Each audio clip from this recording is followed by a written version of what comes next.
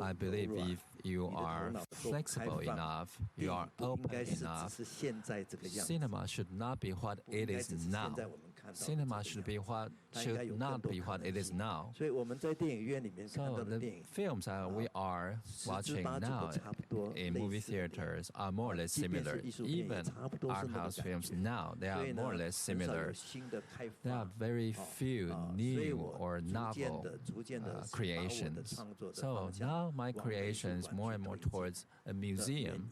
That's why. That's a reason. I hope audience has a mindset museum, which means very free. I think no other creation is more free than museum creations. Hello, and welcome to episode 9 of Cannesversations. I'm Eliana. And I'm Patrick. Hi.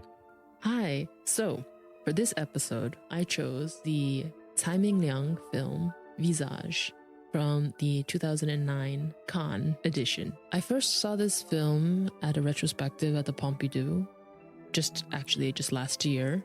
And Tsai Ming-Liang his career has been exploding in every corner of the world. Cultural institutions are putting on retrospectives of his work, and he's being elevated as an auteur of Taiwanese cinema.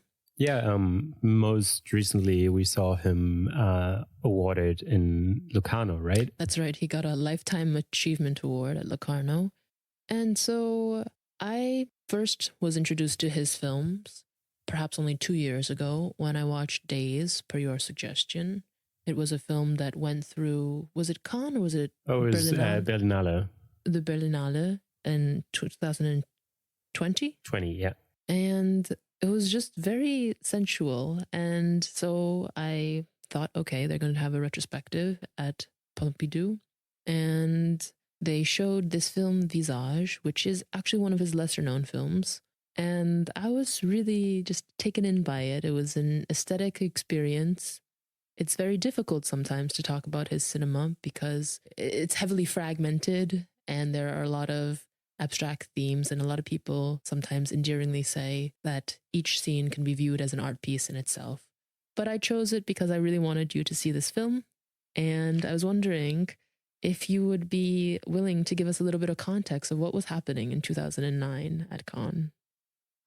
Have to keep our audience in the know about these past renditions of the festival.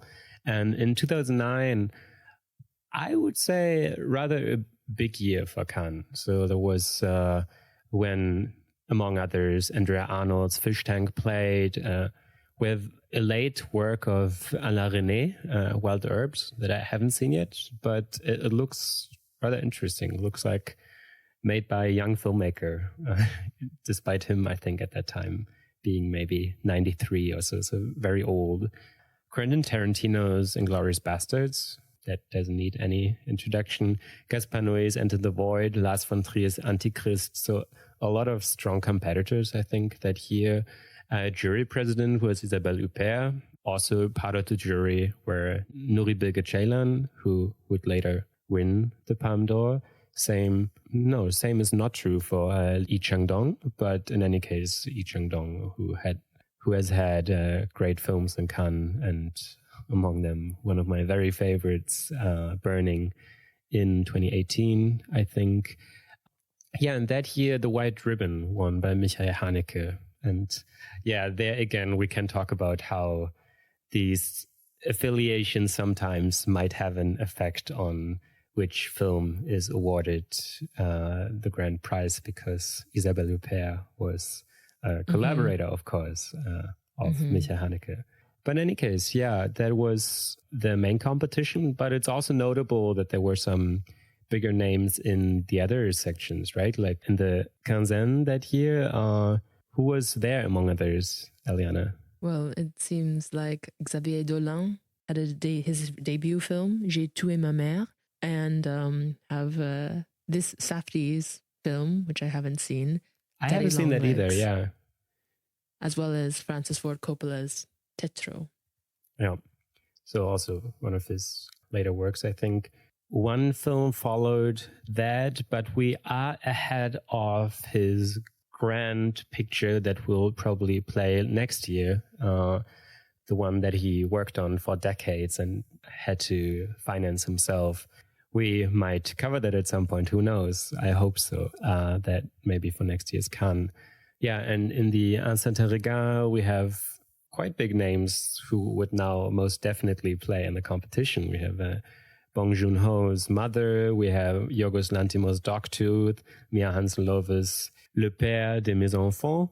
And and of course that connects quite fittingly, to our conversation today. Who was restored among others that year? So we have Truffaut's Les 400 coups, as well as Edward Yang's A Brighter Summer Day, which is really kind of where this film by Tsai Ming-Liang, Visage, falls. In that space in the Venn diagram between Taiwanese cinema and an adoration for the Nouvelle Vague. And in quite fact, funny. Yes. That's as if that was all planned along, you know? Like we have the 400 coups, and then we have Visage that plays such a heavy homage, as the Americans say, to that film. It's great. It's great. And I mean, those are the prints that are the Blu-rays that we can buy now. They are based on. So those quite an important Cannes year in that respect as well. Also, Antonioni's L'Avventura and Godard's Pierrot le Fou.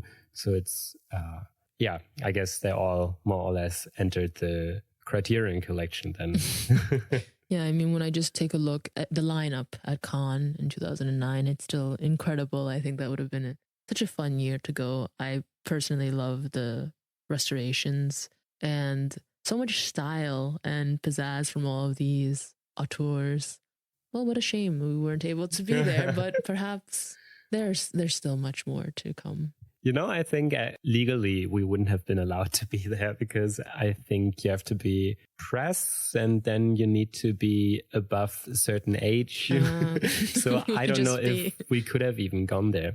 Even though I think this year we found out, right, that at least for the Palme d'Or winner, the Cannes locals, they can go there and get a ticket for free for not the last day of the festival, but actually the day after the festival ends. So on Monday, I guess, right? Yeah, I believe they just line up at the Mayor's and then they can get a ticket to the winning film of the Palme d'Or. Or that is what they told us when we encountered a lovely queue of people who were just telling us that they were about to see Anatomy of a Fall. Right. And this as a reminder, we have, I think, already mentioned that during our original conversations in Cannes, but let yourself not be discouraged from wanting to go to Cannes because these side sections, you can really get tickets for free. If you just go there, show up and go to the ticket counter, you will, and I think you can even do it online, and then you get tickets for the Cannes, for instance, also the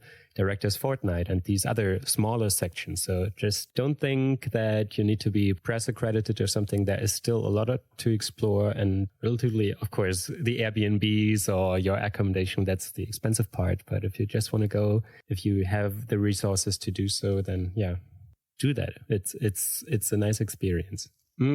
But any case, so today we talk about Visage, and this, I guess, to give us some context, we wanted to talk a bit about the filmmaker himself, Tsai Ming-Liang.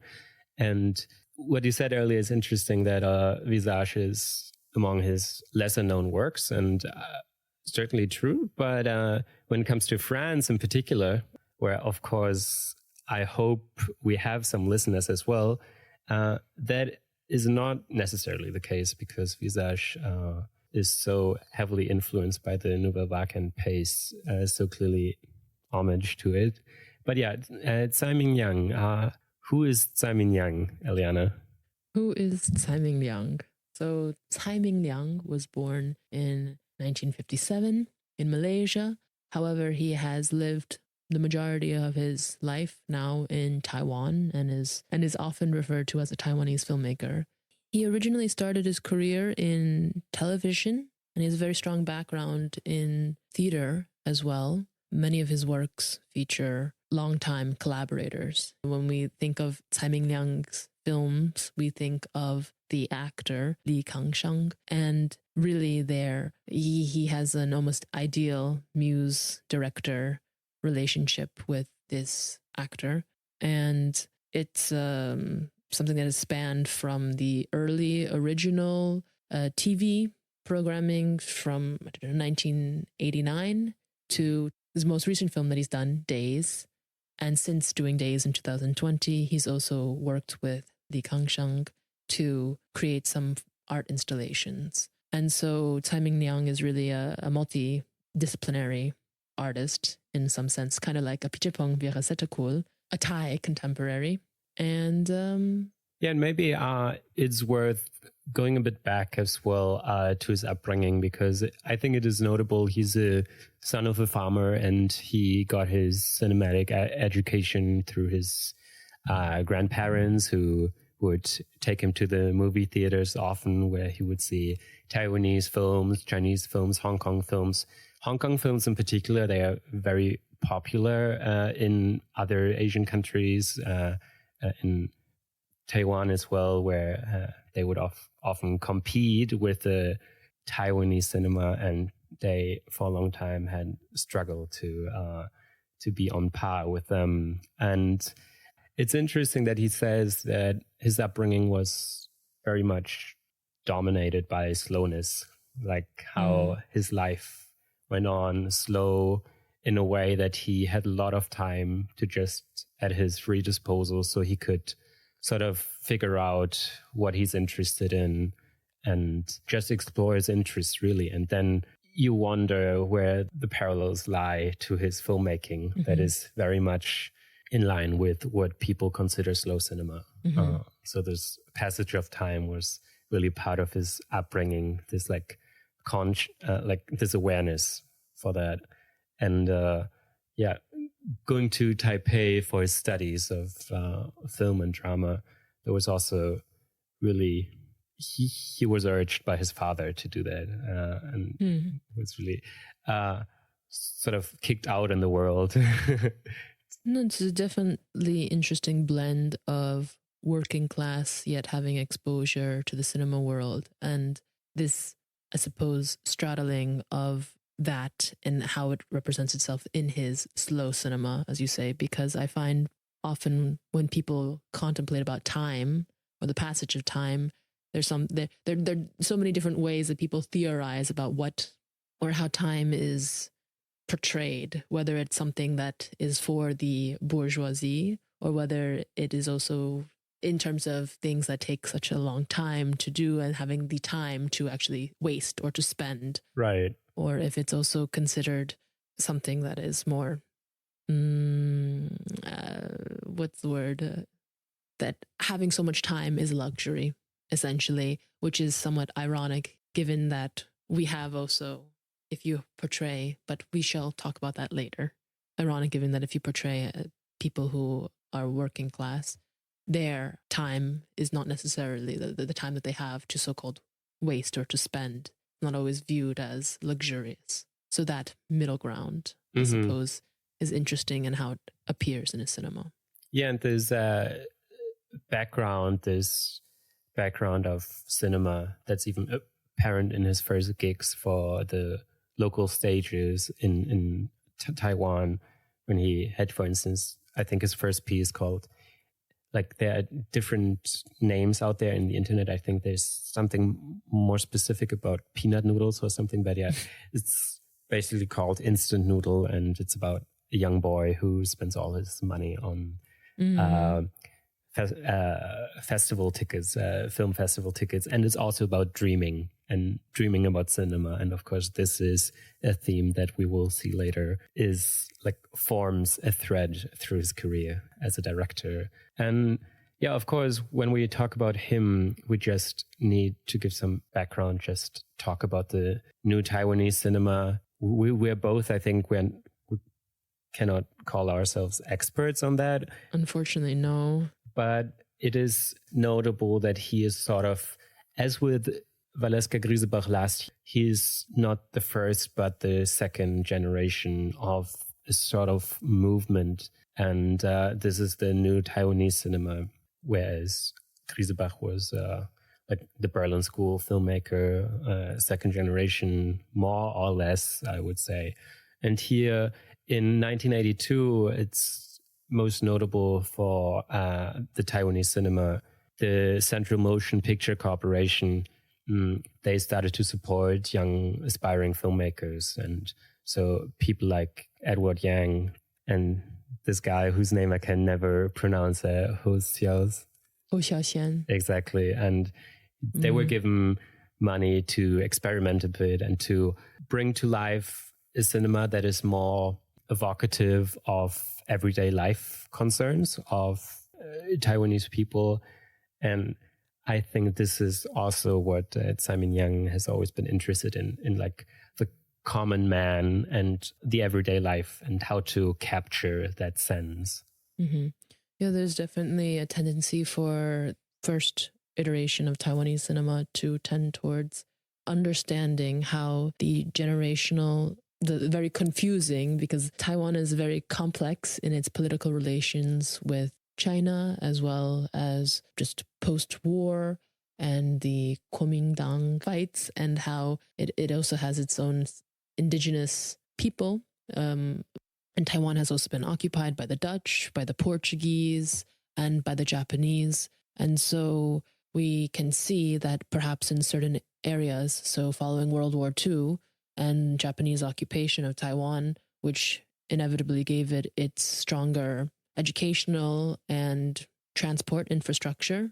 However, it distanced it in another sense. Taiwan is sometimes viewed as a cleaner or more modern version of China. And we also have territorial disputes that go in both directions, which is a very simple way of saying that in terms of nationality and ideas behind belonging, it's very confusing for those who live in Taiwan, and thus people who also live in Hong Kong also face similar disruptions to perhaps their perceived identity or national identity. Yeah, and this was still in 1982 when this new phase of filmmaking started.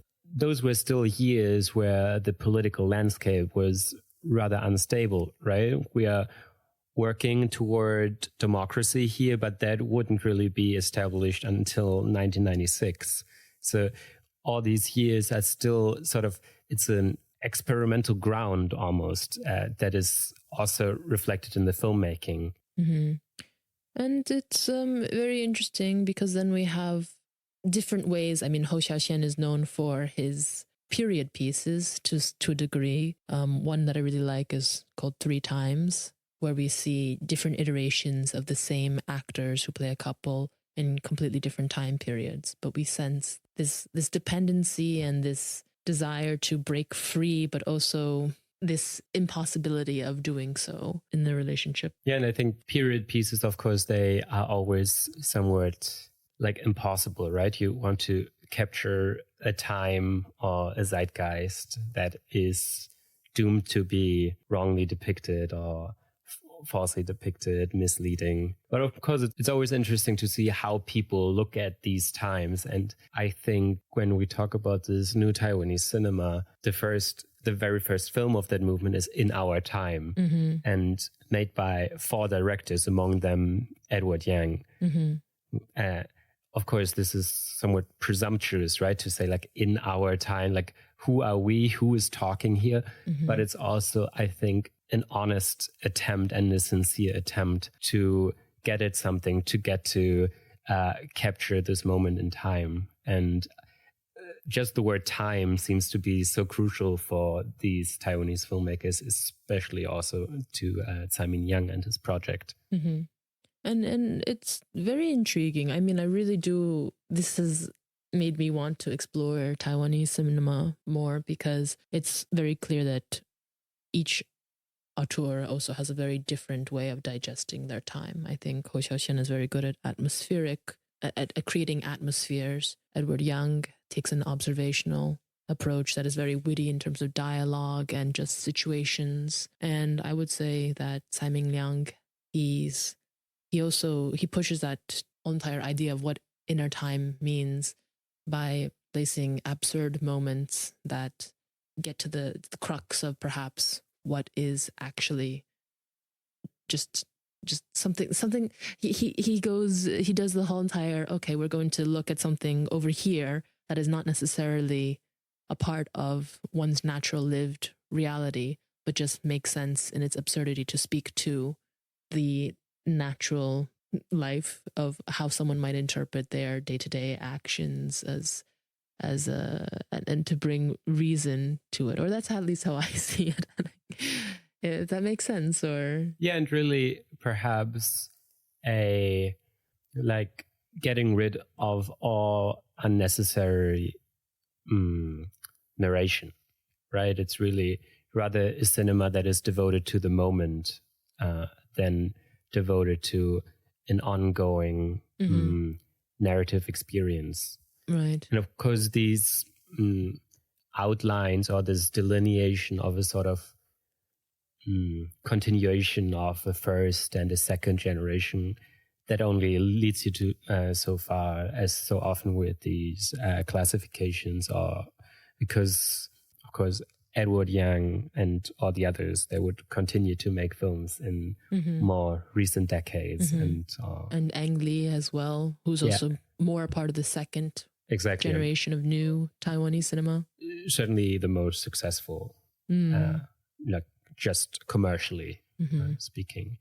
Yeah, and there was also a lot of collaboration between all these filmmakers. So Hu Xiaoxian, he would also just be a script writer for other projects that you wouldn't necessarily associate him if you're not familiar with the movement overall. Yeah, Tsai Ming-Liang, he always was sort of regretful that this first generation, they didn't really create, or they didn't really had an impact to that extent that it would, a new sort of cinephile audience would emerge in Taiwan.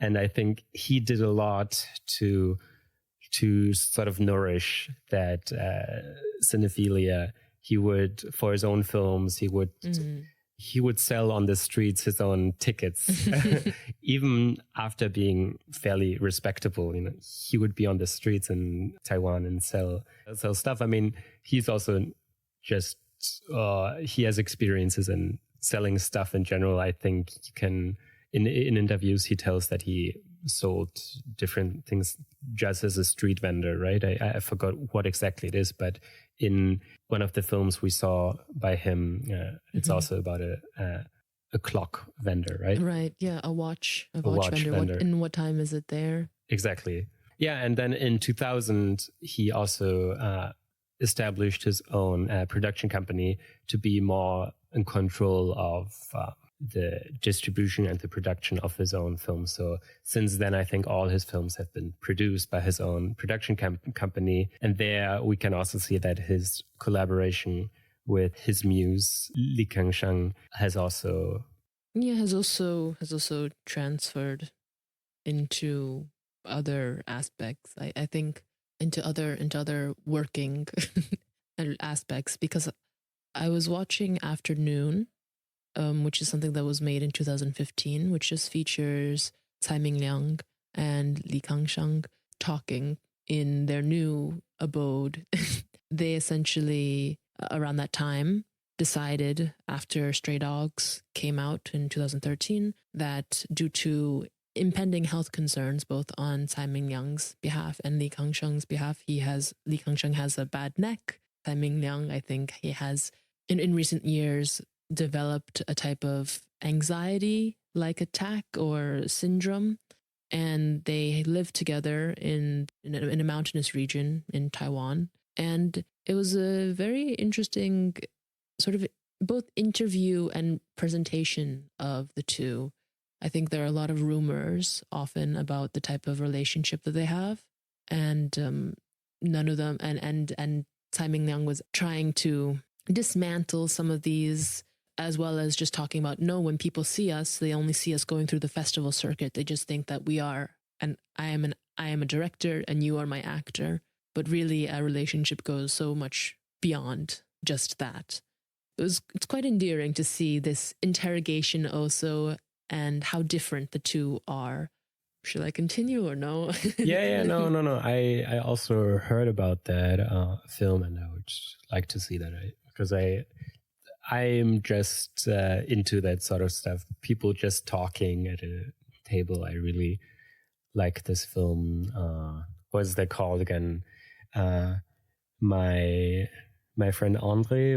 Yes. Oh gosh, My Dinner with Andre. My Dinner with Andre. Yeah, I really like those kind of films too. And here, of course, we have something more truthful. It's not really narrative, I suppose, but no, it's not really narrative, but it's. I mean, there's so many different ways to go with that, but with their relationship, which is so essential to Tsai Ming-Liang's whole entire oeuvre, because essentially without Kang Sheng, he probably wouldn't have any films. And this is something that he also contemplates and something that he also brings to the conversation with Kang Sheng.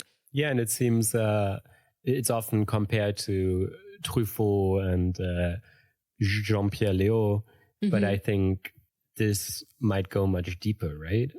Yes, in some sense. I mean, Tsai Ming-Liang essentially found Kang Sheng, I believe, on the streets. And what he liked the most about Kang Sheng was that he resembled his father. There was something about the way that he smoked that resembled the way that his father smoked, and also his physical appearance. And also as a person, Kang Sheng is very sort of removed. He's not very emotional. He's a bit distant. And he has said that, which is why Visage kind of came about, but in terms of the Truffaut and Jean-Pierre Léaud relationship, he wonders whether Truffaut would have continued this muse-director relationship well into the current age that Jean-Pierre Léaud is. But unfortunately, he wasn't able to, as Truffaut died. And so in ways, he's trying to capture that. And he believed that Jean-Pierre Léaud still has such an endearing face, and that he wanted to. I mean, this really is bringing us back to our film Visage, but yeah, maybe just about his own conceptions of theater, of cinema. So he's, as we said, heavily inspired by the Nouvelle Vague, especially Truffaut. But there's also the new German cinema, especially, of course, Fassbinder, also Antonioni and Bresson. So those people are very important to him. And when we talk about him as really an auteur of world cinema, it should be noted that in his home country, I think Visage had only an audience of 15,000 people, and he aimed at 40,000, which doesn't seem like, that seems to be a very conservative estimation, but it didn't even go there. So that just tells us that if we think about Tsai Ming-Liang, we have to think about him more like in the European context. Because I wouldn't even think about North America. Of course, you can see his films then at MoMA or maybe at Lincoln Center, but that's a very specific audience. And yeah, in Taiwan, where they have the Golden Horse Film Festival, and in Hong Kong, where they have the International Film Festival, Visage was able to pick up quite a few awards, but primarily for cinematography, art direction, costume, and set design, essentially, or production. But of course, those awards, they hardly finance your next film. It's true. So he's really dependent, especially in the past, he has been depending on especially French money to make his films.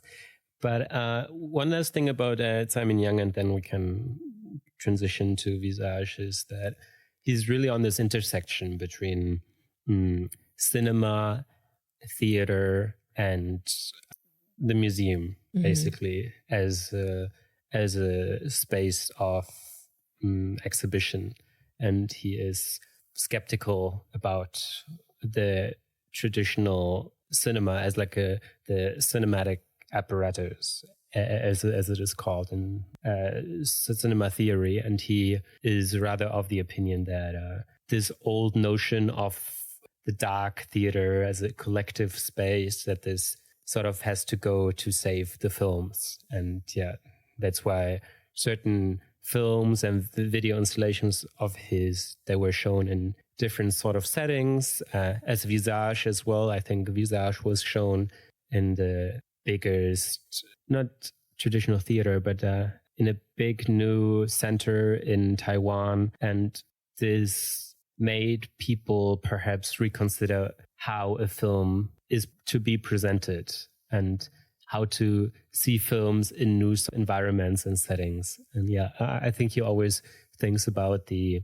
positioning of the spectator as well. I think those are active concerns, active and ongoing concerns of his.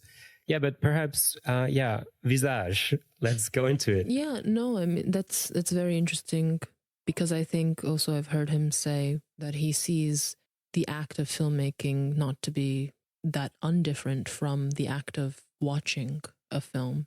And in terms of being at the forefront of trying to, I suppose, constantly reinvent one's viewing experience, as Visage was originally commissioned by the Louvre.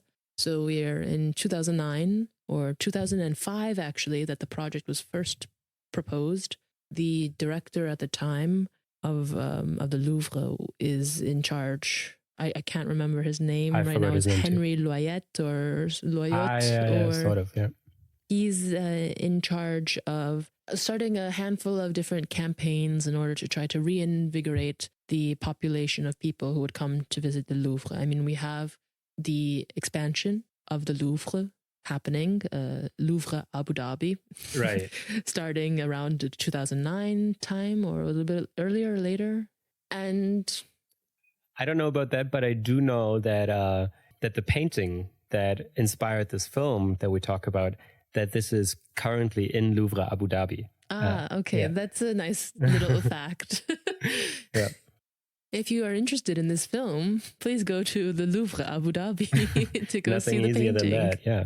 And so one of the biggest concerns of museums in general, as with cinema, is simply just getting people who go to the museum. I mean, the majority of museum goers, or people who go to the Louvre, I believe the statistics allegedly say that 80% of them want to just see three things. The Mona Lisa, of course, the Victoire de Samothrace, the Samothrace victory, the winged Nike, essentially, and then the Venus de Milo. And this is not great if you're thinking that you are a museum with about 8 miles worth of art on display, which is only about actually 8% of the entire collection. That is what Tsai Ming-Liang did. So from the period between 2005 and around 2008, he spent 3 years trying to research the Louvre. The Louvre was very clear in that even though it commissioned this film, as it was trying to introduce the seventh art filmmaking. Yeah, and thereby sort of elevating its status, right? Exactly. Elevating its status and trying to expand into more contemporary works. So he spent 3 years researching the Louvre. The Louvre said that they didn't want to be overt promotional material for the Louvre. And this is reflected both in Tsai Ming-Liang's natural style, which features lots of secluded areas, underground spaces, tunnels, claustrophobic places that are kind of inherent to one's life in Taiwan. Places that are dark, places that are wet. And he... Dark, wet, yet smoky. Yes, dark yet wet yet smoky spaces. And the film was originally supposed to be a version of the myth or story, depending on how you'd like to look at, of the biblical heroine or femme fatale, also depending on how you prefer to see her, of Salomé or Salomé. And the way he familiarized himself with the myth of Salomé was encountering the Leonardo da Vinci painting, Saint John the Baptist, and only then he found out about the myth, and then this was sort of a persistent idea that more and more took over his mind. But of course, you could say the even earlier entry point was just a sort of lifelong dream, I suppose, to bring together on screen in one frame Jean-Pierre Léaud, his childhood dream, like his childhood hero, to whom he would, as he recalls himself, rather entertain a like parasocial friendship. You know, he would see him on the screen and rather consider him his friend, as like an idol of cinema or something. Yeah, and to unite Jean-Pierre Léaud and Kang Sheng in one frame, that was sort of the starting point there. Mm-hmm. I mean, the word visage is also such a beautiful word, because in French, at least, visage can be face, which is the English title. In Chinese, it's lian. But visage can also just mean sort of appearance. So you can have a visage on your face. Yeah, and this especially with reference to Jean-Pierre Léaud, this is very much true, right? Because to Tsai Ming-Liang, he represents cinema. So he's the face of cinema, but at the same time, he's also this face of his sort of friend. Mm-hmm, mm-hmm. Going even more into that, just the idea back into the idea of preserving, the idea of conservation. Which is the very nature of cinema. Exactly, because when you shoot someone, you have them in a moment, and you've preserved their image, you've preserved their visage, you've preserved so many things. Yeah. And no, that's good. And yeah, so you mentioned that this was a rather long process, and this went so far that at certain points he felt this was overburdening and he didn't know how to go along with this. And then his mother died, and that was a pivotal moment for his process. And I guess in a way that also shaped his vision, because then motifs of mourning entered the overall tone of the film. Yeah, and it was also somewhat very fitting, because going off of this muse and director relationship, a lot of people maybe mistakenly think that Kang Sheng might be an alter ego of Tsai Ming-Liang. That's something that Tsai Ming-Liang actively rejects. The earlier film, What Time Is It There, of 2001, was created because Kang Sheng's father had just passed away, and it was Tsai Ming-Liang's sort of, not gift, but something, way of giving something back to Kang Sheng that he couldn't experience, that he could only experience through cinema. And many of the films too also feature quite autobiographical details, specific primarily to Kang Sheng's life. Yeah, and even here, right? Because some people may not know, but he is an actor turned director, so he has made his own films as well, or at least film. I'm not sure about the plural here, but he did make at least one film. And that means that he was familiar with the sense of being a director and with the notion of being a director. That was not foreign to him when playing this role. And it's also with regards to our project here, our podcast project. So this is at least the second film of our main episodes that is about a director. Are you suggesting that our conversation choices are in direct conversation with one another? Very much indeed, yes. And also in conversation are his films themselves, right? We have basically a Tsai Ming-Liang universe. Mm-hmm. I really regret not having been able to see all of his films. He has made a total of perhaps 47 so odd films, but this is including the shorter films and some of the art installation video works that he has done, or time-based media works that he's done. He technically has a 11 film oeuvre of feature films, which start with Rebels of the Neon God in 1992 to Days of 2020, and some other very, very just well-loved films include Vive l'amour, The Hole, The River, Goodbye Dragon Inn, and What Time Is It There? Yeah, and often these films are about the cinematic experience too, and how it's sort of vanishing, especially, of course, in Goodbye Dragon Inn. But you will notice once you see 2 or 3 films of his that there are resurfacing themes. I also like just when you look at Kang Sheng and you see all the characters he has portrayed over the years. Sometimes it seems like it's exactly the same person. In their profession, they sort of evolve. They could technically be the same person still. Over the years, he has been a funeral niche salesman. He has played an actor who auditions for a porn film. He has been a cinema projectionist in Goodbye Dragon Inn. He's been a porn actor, so you could see maybe here he has been successful now. And he was also a migrant worker in Malaysia, a film director now in Visage. So there is quite an abundance of different...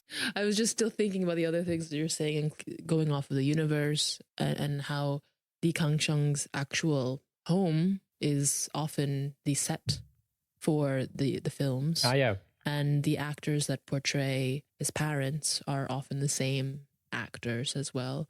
Qian Mao and Lu Yiqing. So yeah, Visage. So Visage. Do you want to acquaint us with the premise of Visage so we can dive more deeply into it? Okay, so the premise of Visage is it's a film, arguably within film. This is done in an abstract manner, but a film about a Taiwanese director played by Kang Sheng who goes to Paris to shoot a film on the myth of Salomé. That is the essential premise. Over the course of the film process, he gets notification that his mother has passed away and he is to return to Taipei, and he returns with his producer, played by a longtime collaborator of Truffaut, Fanny Ardant, and he mourns for her before returning back to set to complete the film. One must imagine. Yeah. Things go awry, and we'll talk about those a little bit. Yeah, and as often in his films, when there is this encounter with French culture, there's the language barrier. So these people do not necessarily know how to understand each other verbally, so they have to find, so to speak, the language of cinema to do so. There's an endearing scene that we can talk about later, maybe. But yeah, to me, this film was quite exceptional, really, just in terms of its form. I think this is a film that wins me over just by form over everything else, because I think what you said earlier, that every image could sort of be taken just as the frame itself to sort of analyze. And I think that's very much true. I think I sometimes thought that this scene or this shot now requires a second or third viewing to just really get most out of it. And yeah, I mean, it's a very slow film. It's slow cinema, and even among his films is one of the slowest. It has, and that's a bit technical here, but it has an average shot length of 90 seconds, and only 10% of the shots are feature a moving camera. So most of the images are static, and often, if it is interior, it sort of evokes like surveillance camera aesthetic. So they're often from a like higher angle, looking down, and yes. So I think just in that sense, it's very rich, and often I didn't quite understand the scene in itself, but then it somehow links to the greater picture here. But I also think that it's worth just looking at individual scenes, and it's really pleasing. It's visually pleasing, I think. I would have to agree. I think even though this is based off of the myth of Salomé, which perhaps I'll just briefly, in its distilled form, is, as I said, a biblical character. However, Oscar Wilde in 1890s wrote a one-act play called Salomé in French, where we see him taking this biblical figure. She desires Johanna, who is also known as St. John the Baptist, and he doesn't desire her back. Her mother has remarried the brother of her father, and St. John the Baptist has been imprisoned for condemning this marriage. The uncle, Herod, now newly married to Salomé's mother, Herodias, has eyes for Salomé and demands that she dance for him. And is so... taken in? Yeah, is so taken in and so desirous for her dancing that he offers her pretty much everything, or at least half of his kingdom, anything that she wants. Blank check. Yes, a blank check. And Salomé says, oh, okay, well, you know what? I will, if you really promise me whatever I want, I will dance for you. And so she dances in Oscar Wilde's version, which is not in the Bible at all, the Dance of the Seven Veils, which Richard Strauss made very famous in his turn of the century opera. Then after dancing the Dance of the Seven Veils, what does she demand? Yes, demands the head of Johanna, or St. John the Baptist, to be presented to her on a silver platter. And Herod, the uncle, is in shock, tries to give her more, tries to ask if she would like something else. Maybe she'd like some jewels. Maybe she'd like something else.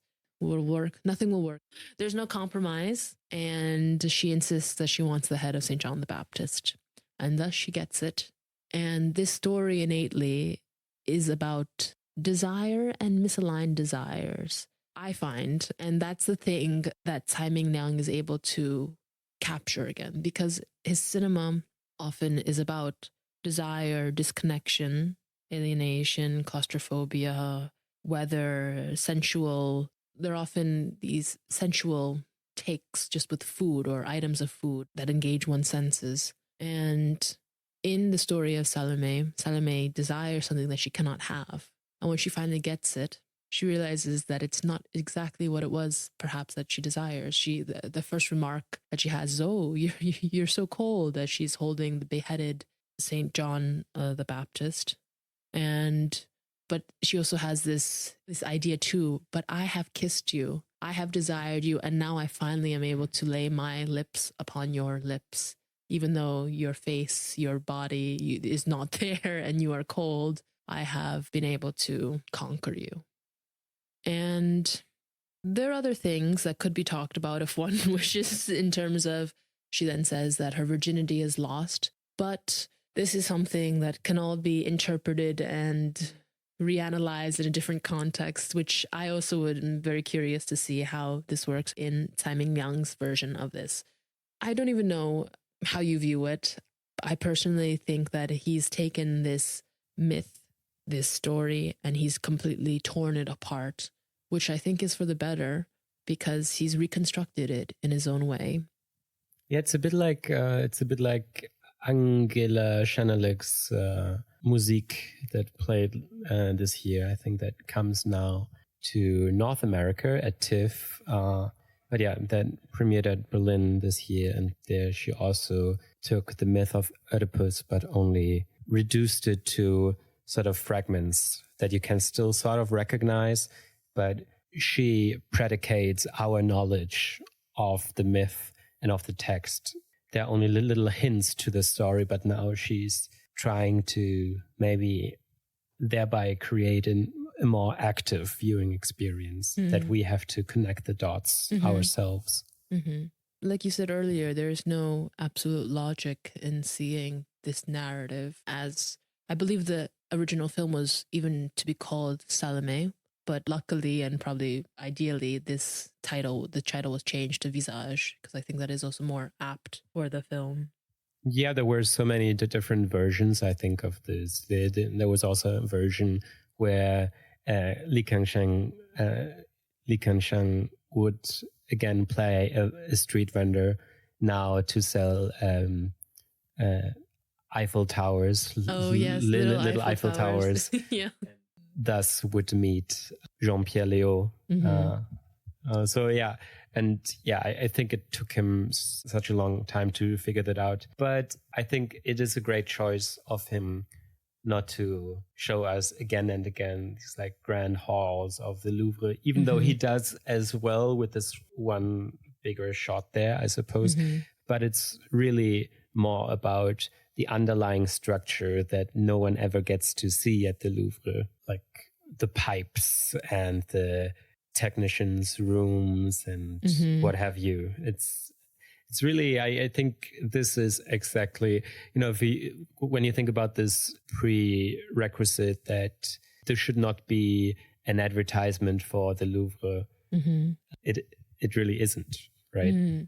Because you hardly see the Louvre, in fact. And I think if you are not familiar with the Louvre, you might not at all know that this is the Louvre, because you will never really see the pyramid, or you don't see the name of the Louvre ever show up somewhere. So if you're not at all familiar with the art world, then you might not even realize. I would also argue that even if you are familiar, it might take you quite a while to recognize that you are in or at the Louvre, because everything is done in such a tight space. The only location that's really named is the Les Jardins Tuileries, the Tuileries Gardens, which are just right outside of the Louvre. And then we see also the big fountain as well, which... Yeah, like if you have been to Paris, you have been to that fountain. Yes. And allegedly one scene where some of these older stars of the Nouvelle Vague are present. They're apparently in the drawing room or dining room of Napoleon III. Right, yeah. The dining room, I think, yeah. Who's responsible for, of course, the Haussmannian expansion of Paris, amongst other things. Yeah, but I think it's easy to get sort of confused when seeing that film. And I must say I was very confused seeing that. But I do think the film merits consecutive viewings. And I think seeing some scenes the second time really helped me get a better grasp at what's going on here. Speaking about this, realizing or not realizing the setting, the location there, in before we recorded the podcast, I told you that so there are some scenes in the apartment, as you said, that's the apartment of the protagonist as well as of Kang Sheng. And I thought it was all in Paris, because if you're just inside, of course, this is sort of an architecture or like that might speak more to an Asian setting. But at the same time, you have also Asian communities. There's even an entire arrondissement in Paris. And I thought maybe that's just set there, and as long as you're just inside, you can't really tell. And of course, what Tsai Ming-Liang is doing here, he plays with that as well. He sort of connects these two places. So there's continuity. There's the one pivotal scene that you might argue sets all things in motion, right? Could you maybe describe that scene with the water? Oh, yes. So we're in Paris, and then through the touch of a feather, as if it's maybe, I don't even know, Proustian flashback or portal, we're back in Taiwan. And then we see that the Kang Sheng's character is just going to the kitchen to turn on the tap. And then the tap gets out of control and it starts sputtering everywhere. And the way that I viewed this too within the context of Salomé, it's almost a different decapitation, or there's a loss of control in some sense. And of course, it's a very funny scene, right? And it is especially enhanced through this surveillance camera look again. The surveillance camera look, this very long take, and Li Kang Sheng's character tries multiple ways to try to stop or plug the leak, which goes out of control. And he tries to put a bucket on it. He tries to get a bunch of towels. He goes back and forth to get more towels. He tries to go to the source underneath the sink and winds up further flooding the kitchen. And then we see him wading through the water as he passes by an aquarium tank and goes into his mother's room, where she's there lying as if she's a raft on her bed in a somewhat uncomfortably static way that suggests that she's ill. Right. And if you are somewhat familiar with Paris and its habits, you will notice that in the morning there is always water running down the streets. Yes. And this film depicts that as well. So it shows us the streets of Paris where the water is running down. And through the way this film is edited, you might think, oh, this is all coming from the apartment because the apartment is really flooded. I actually don't know how they did that. Like, it's it's really high, the water, no, isn't it? Yeah. No, it's very high. It reminded me of Parasite. Oh yeah, it's true. Yep. It becomes a swimming pool essentially, and this is also water and flooding is also very common in those areas where we have typhoons and frequent flooding. Yeah, and to me, this film was an experience that is rather that lets you that rather gives you some breadcrumbs, or that gives you that just And to me, this film is rather an experience that is dominated by little aspects, like by little breadcrumbs that you maybe have to pick up or you leave them on the ground. But I think there's always something rewarding in looking at these images more closely. I think the way he plays with overlayering, for instance, is fascinating. How sometimes you have one image, like the very first shot of the film. Maybe we can talk about that a bit. You just sort of alluded to it, but I think we didn't mention that this is the first scene. So he's our protagonist at first. He's not even there, but we see an empty table at a cafe, and we hear people talking about a film production, and we hear that an actor is missing. His name is Antoine. And then our director sits down, and when he sits there, we have sort of three images within one image. We have him sitting there, we have his background, and then we have the reflection from the window, because we see it all through a window. And this sort of reappears in this film and often has different effects. Sometimes it shows you the cityscape or the landscape, and sometimes it even, we will talk about that later, it divides our reality to some extent. And then this feather at that moment falls down on his table, and there's sort of a match cut, and then we are in Taiwan, and there is a hanging line for the laundry. And the pigeons they flutter up in the reflection of the street, and then we see this hanging line that's covered in feathers. And then we see something that's rather morbid. I mean, in my first interpretation of it, we see the mother chopping a bunch of meat on a round wooden cutting board. And I remember the first time I saw that, I was like, is that pigeon meat? That's the association that I made. But I don't know if that was the association you made. Oh, no. I mean, it's there, right? And I mean, the way these feathers hang there on the line, it's also as if they were trapped or something. Yeah, there's something slaughterhousey about it. Yeah.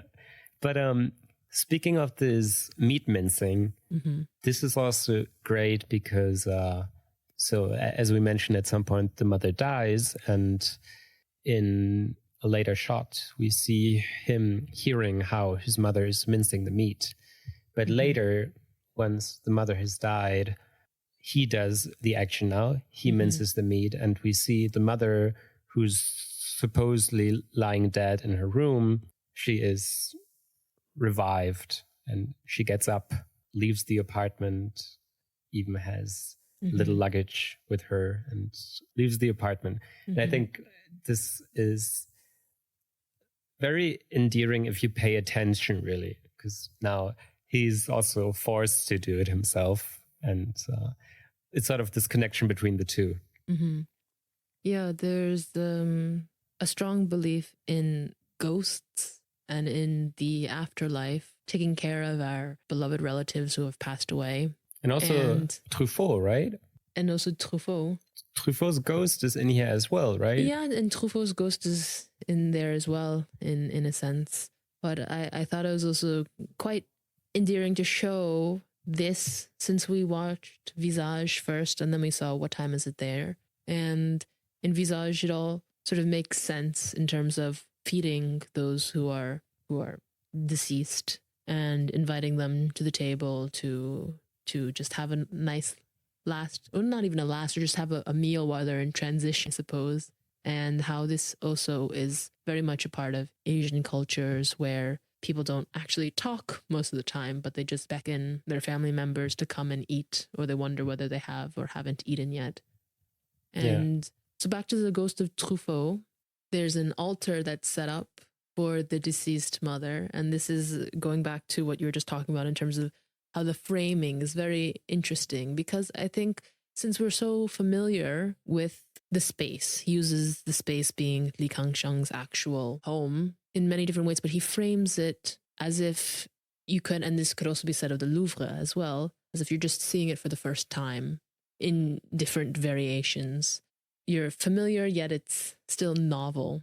And at the altar, we see the aquarium and a huge pile of food that's been placed before. And notably, the aquarium has like a filter, like a blue filter. Mm-hmm. So it's very distinguishable from the rest of the mise en scène. Mm-hmm, mm-hmm.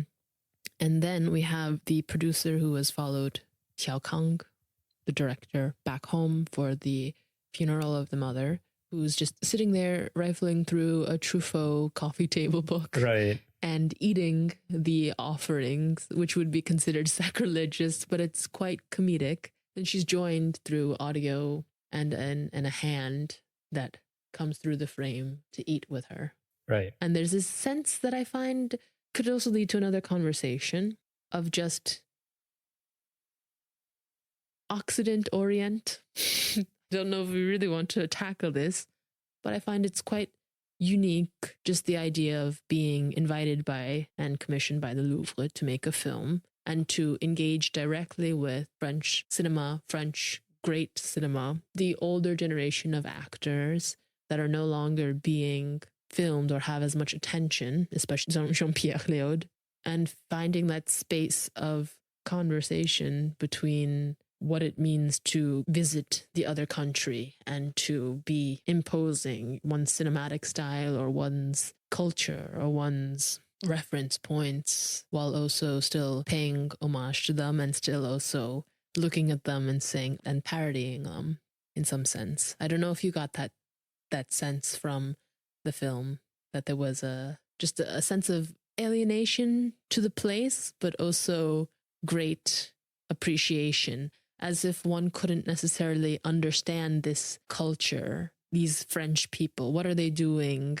in some of these scenes? And sometimes I think their behavior was ridiculous, almost, or parody versions of themselves. I think I saw that in other films, but in this one, not so much. Maybe, yeah, there's this dinner scene between these three women, I think, when that comes out in the most, like in the clearest way. But I think I saw that more in this What Time Is It There film, for instance, when there is, for instance, what do you call a phone that you have to pay, like a payphone? Yeah.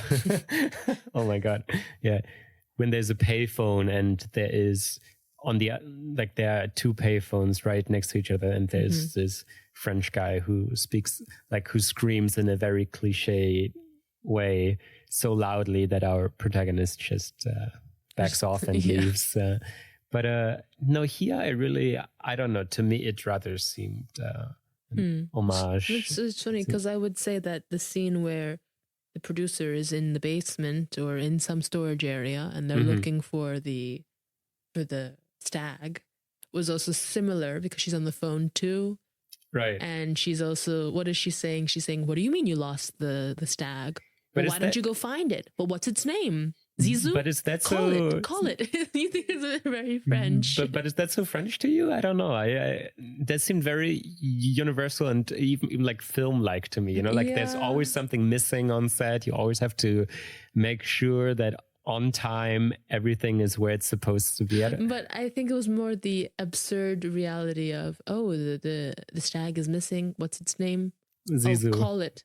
It will come to you. Call. Why aren't you calling it? Okay.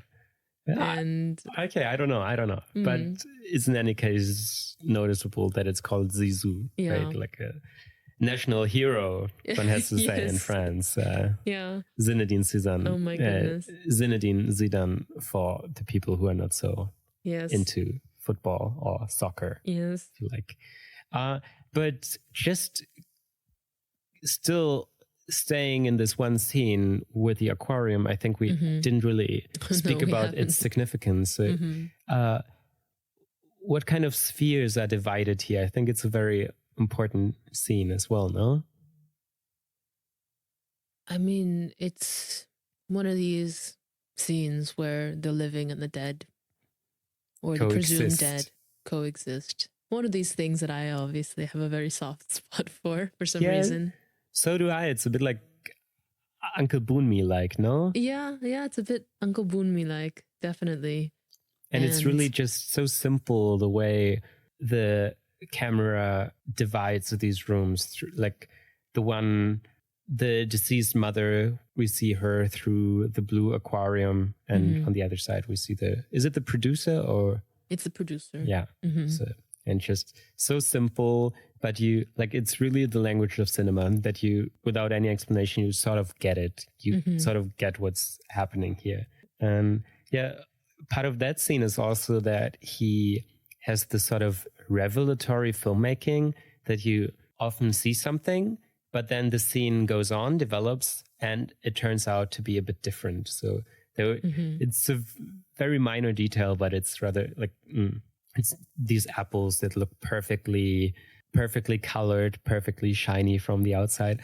But then once they are grabbed on the bottom of the apple, they're sort of green. There's this green spot that you don't see at first. And I think he has a few shots like that, you know, when they develop and they reveal themselves to be deceiving to the first sight. Yeah, my favorite would have to be the disorienting scene in the Jardin des Tuileries, where Jean-Pierre Léaud, playing Antoine, who's also the name, Antoine is the name of the character in 400 coups that he played when he was first picked by François Truffaut out of a lineup of 1,000 boys, allegedly, to be the face of this iconic film that some people say is the greatest French film of all time. I have to disagree. I will have to give you my opinion at a later point because I haven't seen it. And so he's in this jardin, and there are a lot of vertical mirrors that are placed against trees. And it's placed in such a disorienting way that reminds me of a painting that I need to find the name of and put it in here. But it's unclear where things are coming from. And just some of these scenes just speak so perfectly to what his cinema achieves just simply by achieving it through action. In terms of understanding, as we were just talking about, sharing screen space literally between the living and the dead, and how and just reality and non-reality and perception. So Jean-Pierre Léaud's character first looks to be off in the distance on the right hand of the screen and observing a stag, and then tries to approach it and tries to beckon it towards it. And we see that the stag actually has issues as well, because we notice the first disruption through the long take where the stag bumps into the mirror. And it's almost comical, even because for me, I started reorienting how I was actually looking at the whole entire scene too, and realizing I have no idea where the stag actually is either. And I wonder how that scene was just, I just think it's so perfect how that scene unraveled. But it also makes you think, what kind of film is the director shooting there, no? I mean, we see these sort of musical numbers, yes, and that's true. The stag even, right? Like, it's just a prop, basically, for this scene. It's in the background, in the foreground, we have this model whose name is escaping me. Laetitia Casta. Yeah, and so in the film, within the film, he's playing Salomé. Yeah, she's playing Salomé. But it's like, what kind of film is that even? Like, what kind of rendition of Salomé is that supposed to be? And then so sometimes they're singing in Spanish as well. Like, what's going on here? As well as pop songs in Mandarin. And there's something, I think of it as rather camp, but only because it's so serious about itself, yet there's some abstraction and some disconnect, but it all fits in some strange way. I don't know actually if this was jarring, or how did you find these musical interludes? But yeah, I guess if it is camp, then it's Tsai Ming-Liang looking at himself and like making films, because there is the scene when the camera focuses via close-up on our protagonist as he sees his recorded scene, and he tears up. And he's really moved by the scene that we before may have called camp, campy. But he's in, and of course it's a bit ambiguous maybe, because you can also argue, it's about his I don't know if at that point the mom is already dead, but at least she's severely ill at that moment already. But I don't know, it seems like he's really taken in that scene by the thing he has just created. And I think that's funny in how we look at the scene and how he is looking at the scene. And there was an interesting observation that you brought up as well, that he looks very young in this scene when he's moved to tears, which come out very, very slowly. And that's just due to this. So I wonder if there is, you have a good point in terms of understanding, I don't know, this young affect that is possibly blessed onto the director, who looks even younger.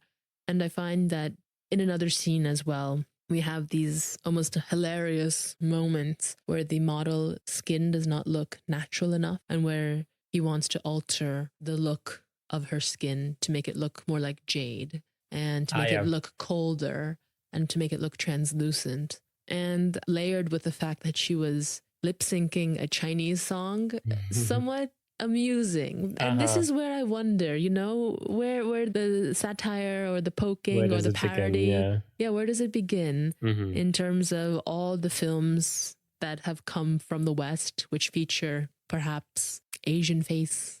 If I don't think this is really a term, but just how it's almost the reverse, and how in this scene the director Xiao Kang places literal ice cubes on her face to try to cool down the look of this actress, this model. Yeah, and it's and here it's interesting how that contrasts to a later scene, because here we have the young actor to whom this is imposed, this ice cube to create this sort of color on her cheeks, whereas later we see the sort of vanity of the old Jean-Pierre Léo, who's concerned about his scar in his face. I think on his nose also. Yes, yeah. And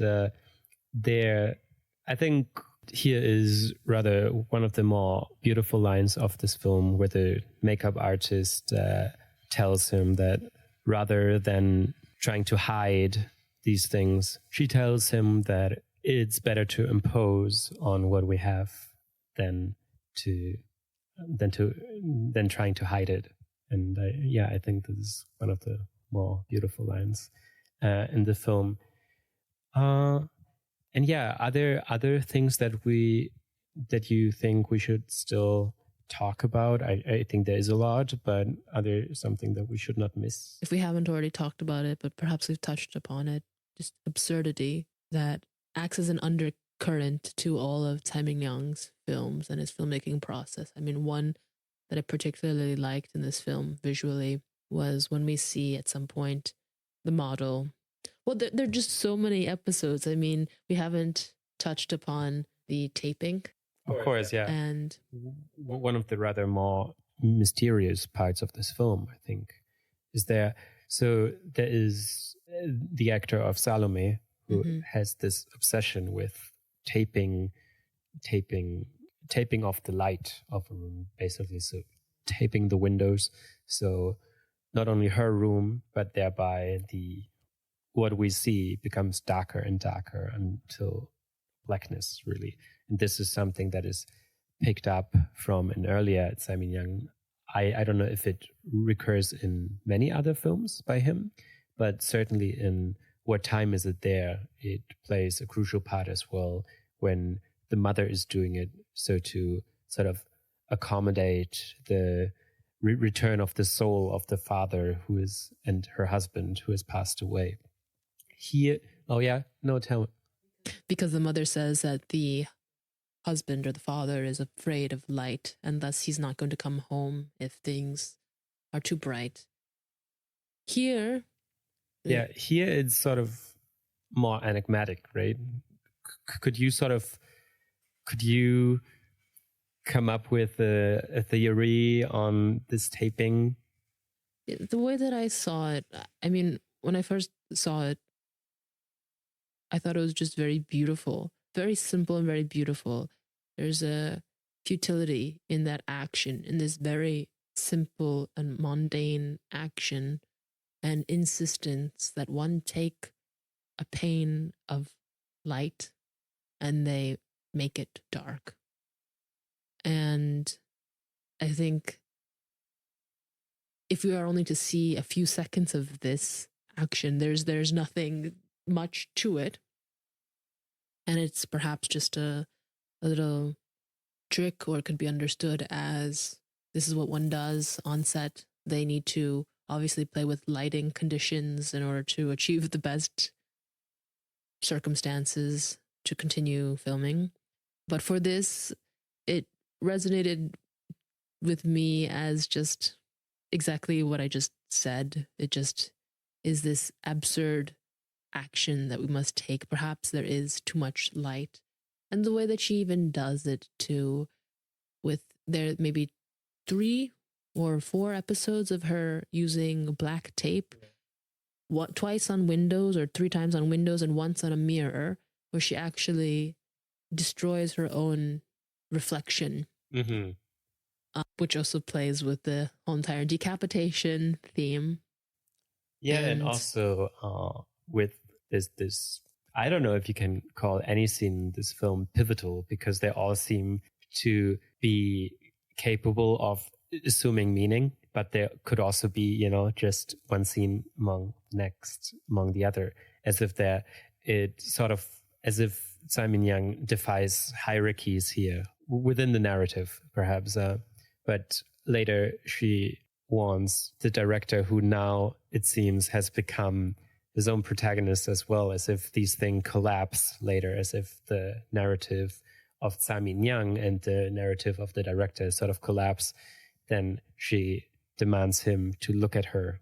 Yeah, she does that. And here we have the opposite, right? She doesn't want her image to be seen, if so by herself.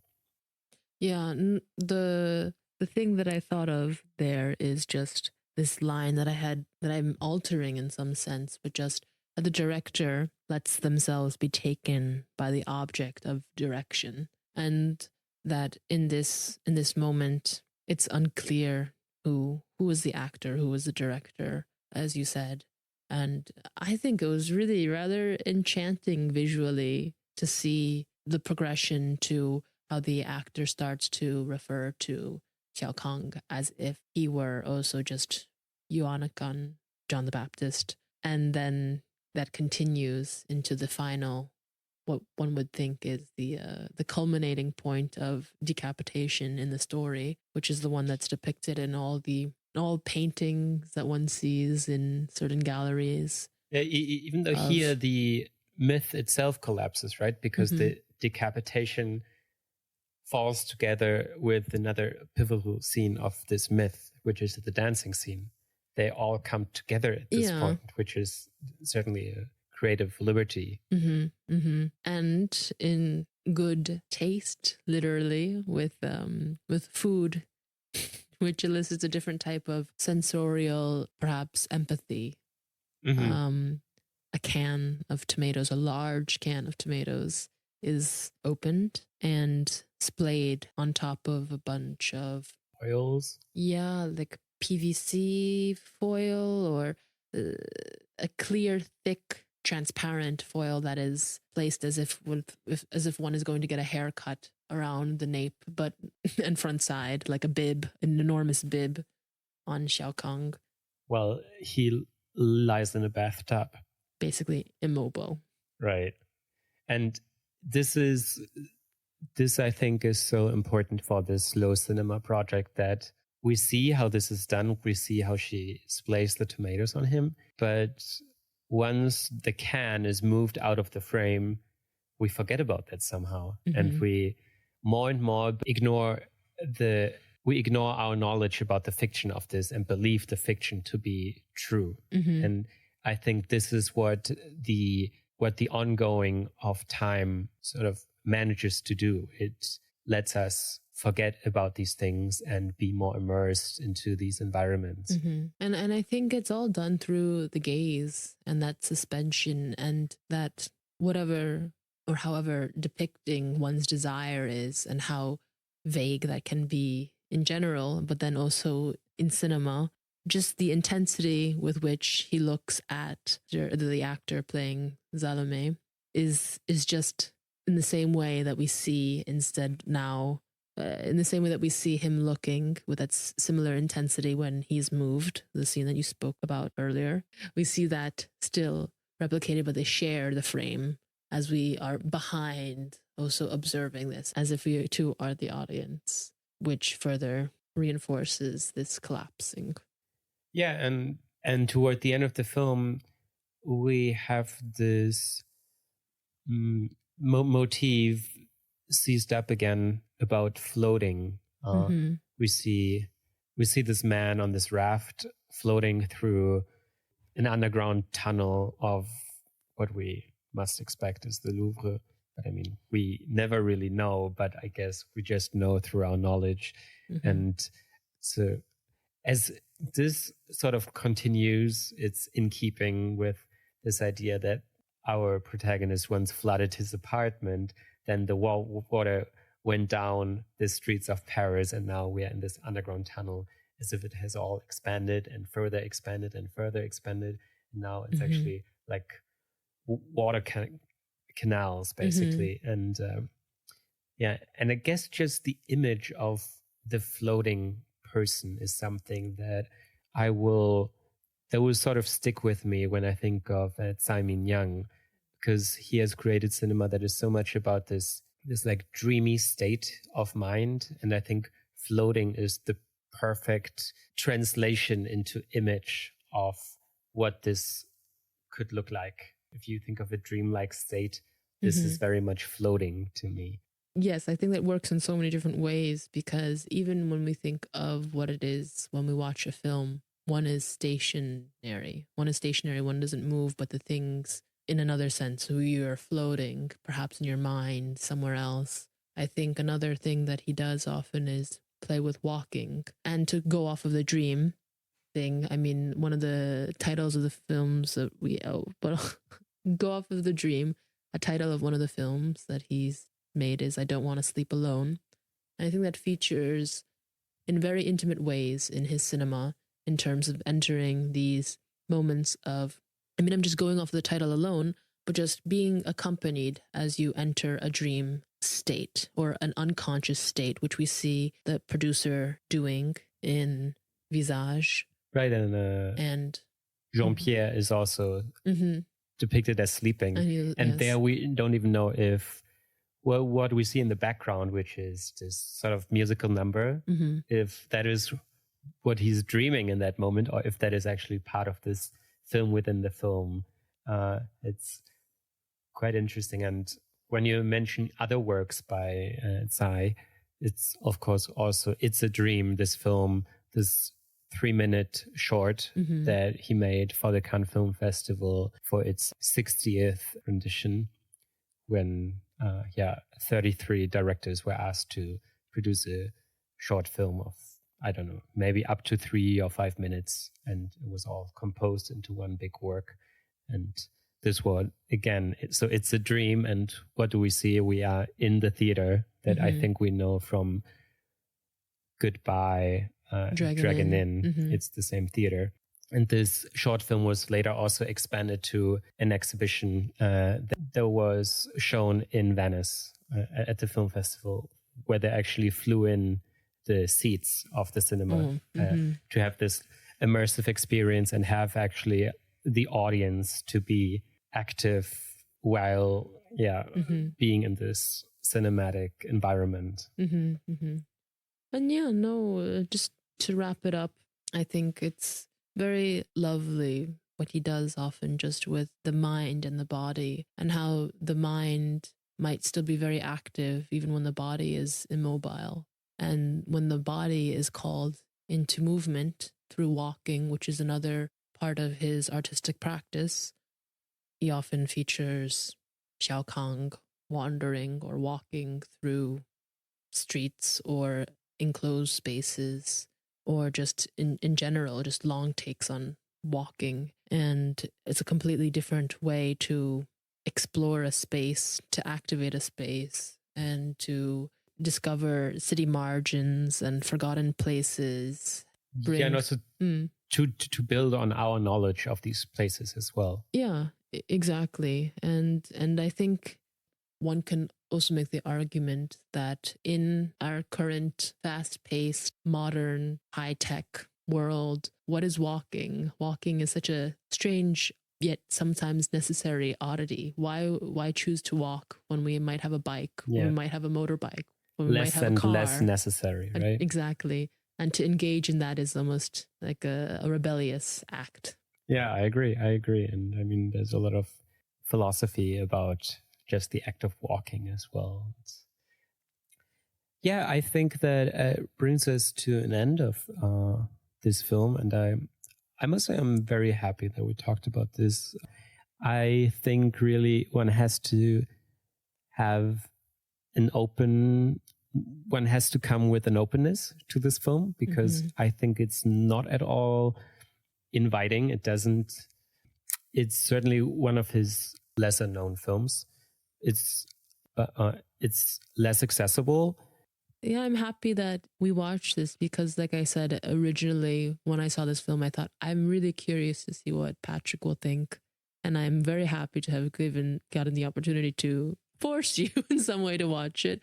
But I won't say that maybe. But because it's true, amongst his other 10 films, this film is lesser known, and it's not one that comes to mind as any form of masterpiece. I don't even know because I have the privilege, at least personally, of not having, and it's not even a privilege, but just the ignorance, rather, of not having seen the works that are deemed seminal pieces. And so I'm quite excited to explore more of his cinema later, because just from the language that he utilizes and these trance-like long durational takes and static shots and the themes that he evokes of loneliness and connection, and all done in this fragmented, very loose narrative, his cinematic language is boundlessly intriguing to me.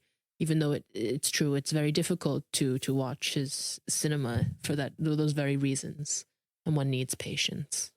Yeah, and I think if it were not for the podcast, I wouldn't have engaged in such heavy research on this, and the research really made me appreciate it much more. And I was really, now I would say I'm even very positive on it, that I wasn't initially. So there was also a sort of process, and I appreciate that. I will say this film left a sort of mark on cinema overall in 2011, for instance, there was a conference held at the University of Cambridge that was called Moving Image and Institution, Cinema and the Museum in the 21st Century. And I think people like Apichatpong, he explores this interstitial space of cinema and the gallery.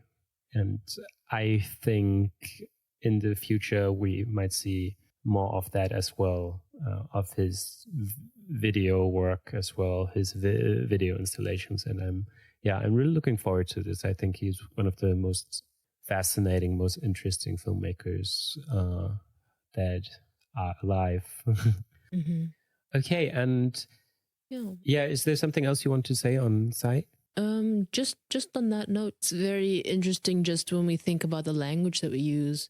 I mean, we have the creation of this word that I used earlier, time-based media, which is often used for anything that might be either sound or video in or film.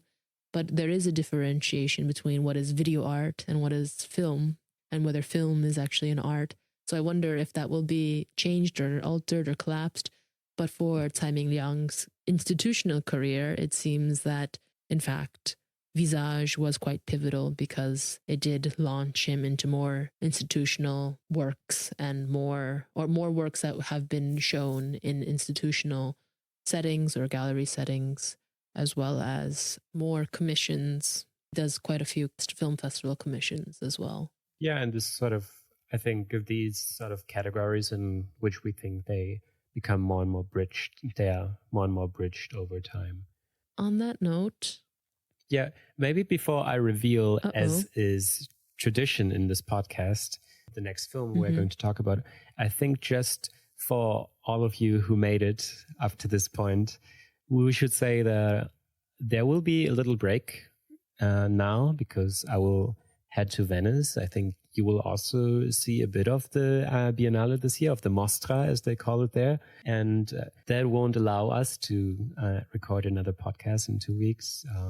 We also have to see whether it's really feasible to do this every fortnight because it requires quite a lot of research. We will try to, but we cannot at this point commit to it fully. But yeah, we will keep you posted on that.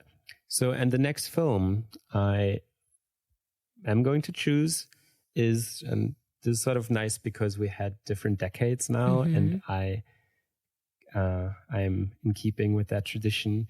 My next film is Lizzie Borden's Working Girls from 1986. Okay. Yes, I see. You had the opportunity to see this when she came to Berlin at the Arsenal, and it has been on my list.